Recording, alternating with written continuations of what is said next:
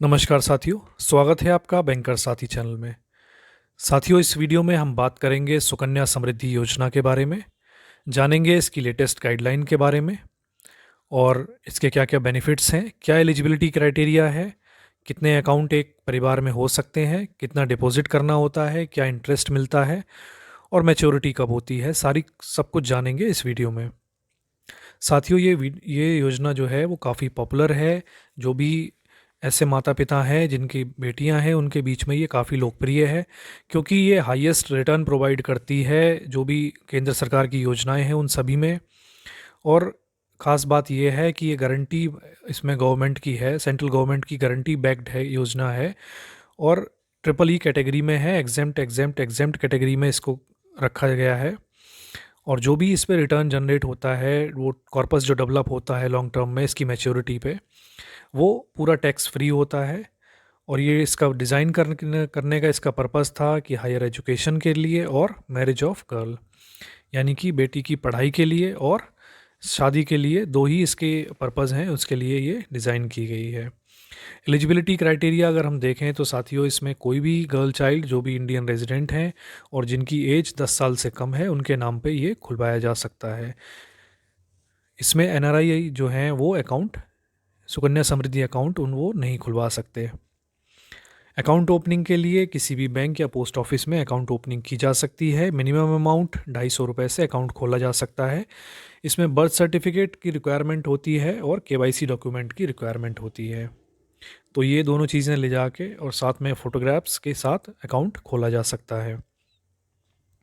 कितने अकाउंट खोले जा सकते हैं? एक गर्ल चाइल्ड का एक ही अकाउंट खोला जा सकता है। मैक्सिमम दो हो सकते हैं एक फैमिली में, यानी कि दो गर्ल चाइल्ड के लिए दोनों एक एक अकाउंट, यानी कि दो अकाउंट दो गर्ल चाइल्ड के लिए। कुछ एक्सेप्शन है, यानी कि अगर कोई ट्विंस हैं तो तीन अकाउंट हो सकते हैं, या फिर ट्रिपलेट्स हैं, एक बार में ही तीन बेटियां हुई हैं तो ट्रिपलेट्स हैं तो तीन अकाउंट हो सकते हैं। इन्वेस्टमेंट कितना करना है? मिनिमम 250 इन्वेस्टमेंट करना है। पहले ये लिमिट 1000 रुपये हुआ करती थी, लेकिन अब ये कम, गवर्नमेंट ने कम करके 250 रुपये कर दिया है। साल में एक बार आपको कम से कम 250 रुपये जमा करने होंगे।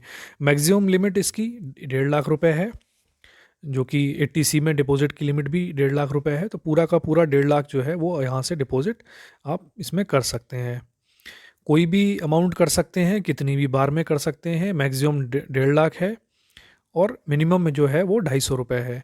इस बात से फ़र्क नहीं पड़ता कि आप उसे मंथली जमा करें, क्वार्टरली जमा करें, वो आपकी विश के ऊपर है। जैसे आप कंफर्टेबल हैं वैसे आप इसमें जमा कर सकते हैं कितनी भी बार। डिपॉजिट पीरियड इसका 14 ईयर्स का है और मैच्योरिटी 21 ईयर्स है। यहाँ पे साथियों थोड़ा कन्फ्यूज़न रहता है। ये डिपॉजिट पीरियड और मैच्योरिटी जो है ये गर्ल चाइल्ड की एज के हिसाब से नहीं है, ये तब से है जब से आप अकाउंट खुलवाते हैं। यानी कि मान लीजिए अगर किसी गर्ल चाइल्ड की एज जो है वो 5 साल है, किसी बेटी की उम्र 5 साल है और वो अपना अकाउंट खुलवाता है, तो जब उसकी उम्र 19 साल हो जाएगी, बेटी की उम्र 19 साल हो जाएगी, तब तक वो डिपॉजिट उसमें किया जा सकता है उस अकाउंट में। और उसके बाद में डिपॉजिट तो बंद हो जाएगा, लेकिन मैच्योरिटी जो है वो फर्दर 5-14 साल तक डिपॉजिट होगा। उसके बाद में जब वो अकाउंट जो है 21 साल तक चलेगा, मैच्योरिटी जो होगी वो 21 साल तक होगी। 21 साल अकाउंट खोलने की डेट से 21 साल हम जोड़ेंगे।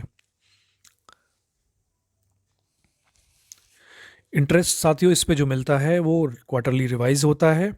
सेंट्रल गवर्नमेंट जो है वो इस पे डिसीजन लेती हैं, क्वार्टरली इस पे रिवाइज करती हैं इंटरेस्ट। और जनरली जो इसका इंटरेस्ट रहता है वो पीपीएफ और बाकी जो गवर्नमेंट स्कीम्स हैं उनसे ज़्यादा रहता है। करेंटली अभी इस समय 7.6% इंटरेस्ट है इस पे, जबकि जो दूसरी बहुत काफ़ी पॉपुलर योजना है, जो लोकप्रिय योजना है जिसे हम पीपीएफ कहते हैं, पब्लिक प्रोविडेंट फंड, उसका जो ब्याज है इस समय इंटरेस्ट जो चल रहा है वो 7.1% है। अब इसका जो कंपाउंडिंग होती है वो एनुअली होती है इंटरेस्ट की, और जब मैच्योरिटी हो जाती है यानी कि 21 साल के बाद में इस पे फर्दर जो है कोई भी इंटरेस्ट नहीं मिलता। तो समझदारी इसी में है कि जब अकाउंट जो मैच्योर हो जाए, 21 साल पूरे हो जाएं अकाउंट के, तो उसके बाद आप टोटल अमाउंट विड्रॉ कर लीजिए।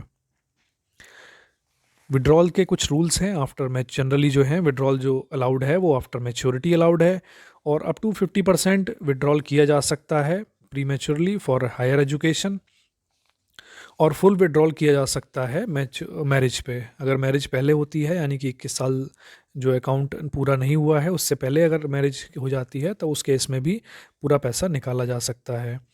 या फिर कोई और अगर अनफॉर्चुनेट केस हो जाता है, यानी कि जो गर्ल चाइल्ड है उसकी डेथ हो जाती है, तो उस केस में भी ये प्रीमेच्योर विड्रॉल किया जा सकता है। या फिर रेजिडेंशियल स्टेटस चेंज हो जाता है, यानी कि वो किसी दूसरे देश की नागरिकता ले लेते हैं या फिर वहाँ शिफ्ट हो जाते हैं, एनआरआई हो जाते हैं, तो उस केस में भी इसमें प्रीमेच्योर क्लोजर अलाउड है।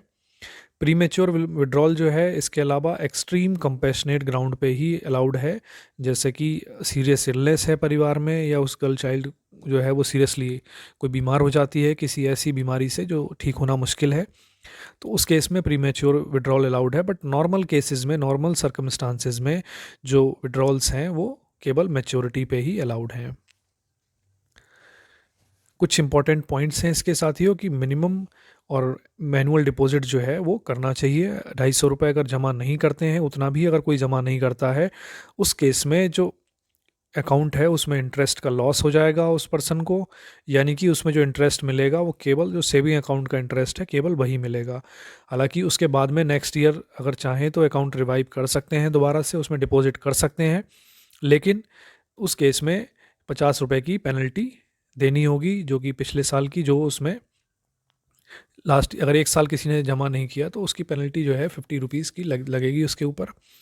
अकाउंट ईजिली ट्रांसफरेबल है। अगर मान लीजिए आप पहले दिल्ली में थे, फिर मुंबई शिफ्ट हो गए या कहीं और शिफ्ट हो गए, तो अगर आप शिफ्ट होते हैं विद इन इंडिया तो अकाउंट भी शिफ्ट किया जा सकता है, ट्रांसफ़र किया जा सकता है। पोस्ट ऑफिस से बैंक में भी ट्रांसफ़र किया जा सकता है, एक बैंक से दूसरे बैंक में भी ट्रांसफ़र किया जा सकता है। और बेस्ट जो रहता है वो ये है कि डिपॉजिट जब भी करें तो 5 तारीख से पहले करें, क्योंकि इसमें जब इंटरेस्ट की कैलकुलेशन होती है तो उसमें जो भी मिनिमम अमाउंट होता है 5 से लेके और लास्ट तक मंथ एंड तक, तो जो भी उन डेटों में जो भी मिनिमम अमाउंट होता है उस पे इंटरेस्ट मिलता है उस मंथ का। तो बेस्ट है कि अगर 5 तारीख से पहले ही अगर डिपॉजिट करें तो उस मंथ का इंटरेस्ट भी आपको मिलेगा। और एक कैलकुलेशन की हुई है, रफ़ कैलकुलेशन है इसमें, अगर मैं अभी के जो इंटरेस्ट रेट है यानी कि 7.6%, अगर इस पे आप कोई पर्सन जो है वो मैक्सिमम अमाउंट डिपॉजिट करता है, यानी कि हर साल 1.5 लाख रुपए डिपॉजिट करता है, तो मैक्सिमम जो कॉर्पस है जो उसका बन सकता है वो 64 लाख बन सकता है at the end of 21 years maturity पे। तो साथियों, सुकन्या समृद्धि योजना के बारे में हमने सब कुछ जान लिया है लगभग। जो भी डाउट्स हैं आपके क्लियर हो गए होंगे, तो वीडियो आपको पसंद आया हो तो इसे लाइक करें, साथ ही चैनल को सब्सक्राइब करें। तो मिलते हैं साथियों नेक्स्ट वीडियो में। Thank you.